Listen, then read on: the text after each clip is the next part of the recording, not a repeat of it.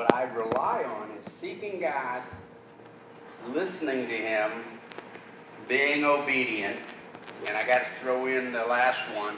It doesn't have to make sense, because most of the time it doesn't make sense. Didn't make sense, perhaps, when Mike and Jan decided to sell their farm.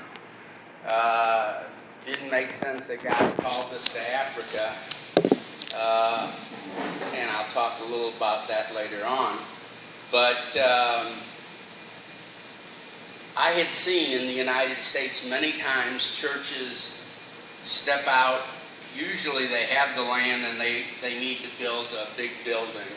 And they get behind, and all of a sudden they might have been doing great ministry, but they have to cut the ministry back in order to pay for the building.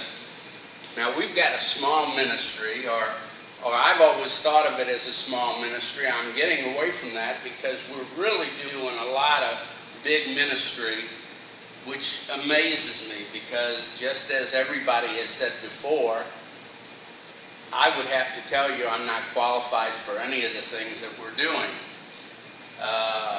But we are available, and that's what I try to encourage people. Make yourselves available. If you seek God, you listen to Him, and you're obedient, you can't go wrong. That doesn't mean you can't